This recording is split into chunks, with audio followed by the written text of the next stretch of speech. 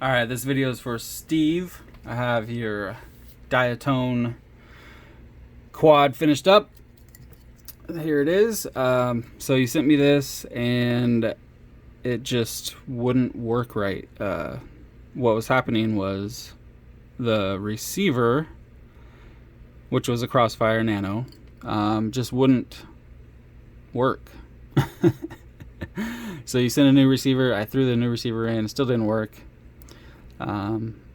So I messed around in Betaflight with the flight controller and found out that just something weird as hell was going on. Like, I have never seen happen what happened. Like, I plug in the battery, or actually I would plug it in the USB in Betaflight, and like the flight controller would just keep resetting and starting over and doing weird crap, and it wouldn't even connect to BL Heli Suite.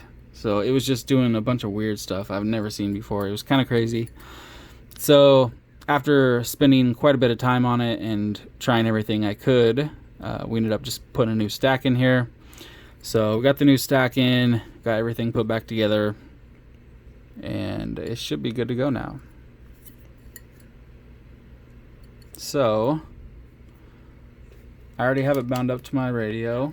The firmware on the receiver is the newest for TBS, which I think is 3.72. Not 100% sure on that, but I'm pretty sure it's 3.72. Whatever the newest firmware is in the Agent X app. So, you know, it doesn't even matter really, but I mean, if that's what you have on your module in your radio, then all you have to do is just bind it, it'll bound right up. Otherwise, you know, it'll have it'll have to update to whatever firmware you're on. So yeah, let's plug in the battery.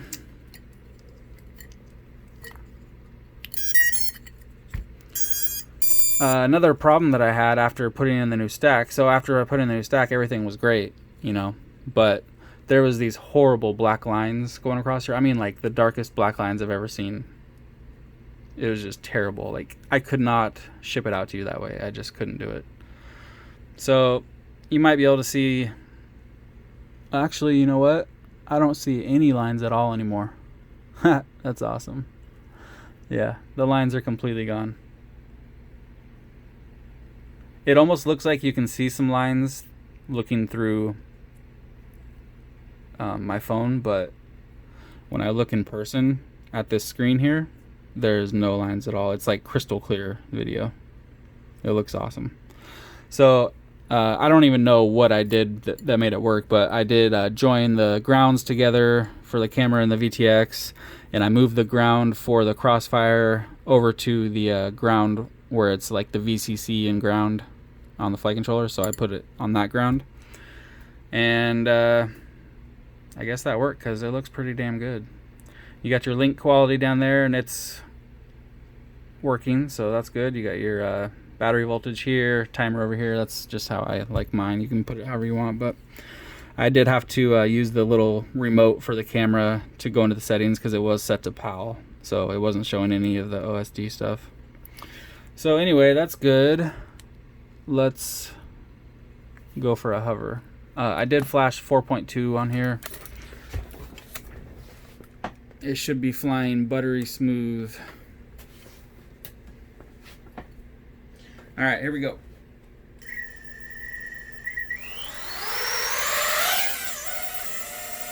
Oh yeah.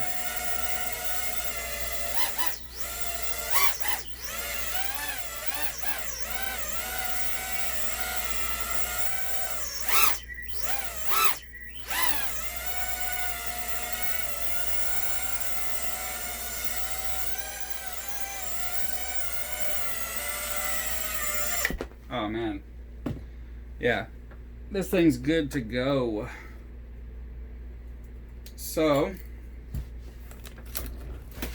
I think that's about it. I attached, I did unlock the VTX because it's a Unify, so I unlocked that for you. It is set to 200 right now, but I do have smart audio on, so let's actually make sure that that's working, because I did upload the VTX table. I'm pretty sure it uses, because I know for the TBS, anything newer than like the Pro 32 uses Smart Audio 2.1. I'm pretty sure this one uses 2.0, but let's just make sure. So go into the menu, features, VTX. I like how they got rid of having to choose between Smart Audio and Tramp. You just go to VTX and that's it, and whatever it's set to in Betaflight, that's what it's going to be on. So, all right, it's on F1, so I'll change it to F7. All right, cool.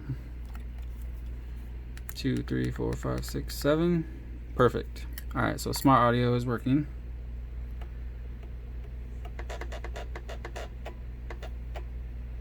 All right. So just for your info, it is on F7 right now. All right, so I'm gonna get this thing boxed up and shipped out, and I'll send you over tracking when I have it. All right, thanks, Steve.